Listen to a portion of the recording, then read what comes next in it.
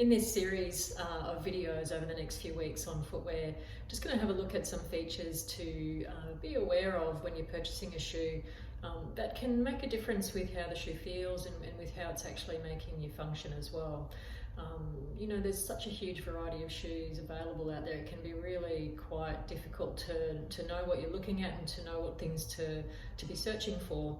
One of the things that can happen if we change from one shoe into another, if there's a big difference in what the shoe is doing sort of between the two different shoes that we're changing from, it can really have a huge impact on us negatively.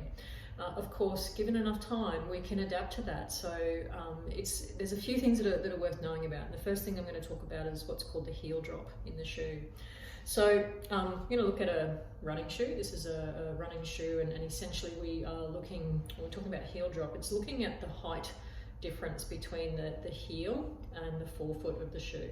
So most shoes and brands, you'll be able to find this information out by looking it up online, and what you're looking to search for is what's called heel drop. So for example, if you know the shoe make and the model, you can Google heel drop for that make and model of the shoe. So I can tell you that this particular shoe here has got a heel drop of about 5 millimeters, which means that at the front of the shoe here, the thickness of the midsole, which is where we're sort of getting all the cushioning, this is our midsole here. So the thickness at the forefoot versus the thickness at the rear foot, there's a difference of 5 millimeters, which means that the shoe is sort of elevating the heel, it's lifting the heel up ever so slightly by 5 mils. Now that has a big impact on your dynamics when you're running and walking. A shoe that's got a higher heel drop than that, so this is an example of a shoe that has a higher heel drop. So we've gone from a 5 mil example, and this is actually a 10 mil heel drop.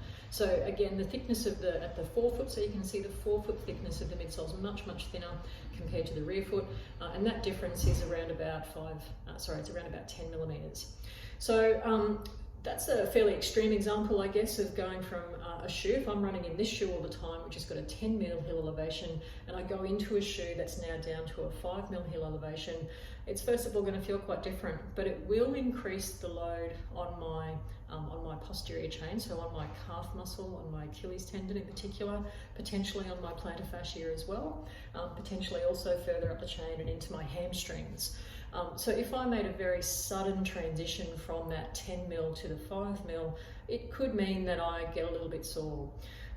So there's no drama with changing from a 10 mil to a 5 mil. It just takes a bit of time to adjust to that. So I would suggest going for maybe one out of your sort of 3 or 4 runs a week in the shoe with the 5 mil, and just gradually increase how many runs you're doing per week in that shoe that's got the lower heel drop. It'll feel quite different when you do the reverse. So if you go from having a lower heel drop into a higher heel drop, and we'll sometimes need to recommend that for some patients based on the pain that they're having. So actually, if we've got someone with a really nasty Achilles tendinopathy, we might suggest for a while that they go into a shoe with a higher heel elevation. There are some sneaky ways that we can do that without having to change the shoe, but at the end of the day, we might play around with that heel elevation and heel drop to change the sorts of loads that go through the muscles and joints in your feet and lower legs. So that's just one thing, sometimes hard to see. You can see the difference when we look at this visually. We can see really thin versus really thick. And then on this one here, there's not as much of a difference between the two. But like I said, it's information that's readily available if you look it up.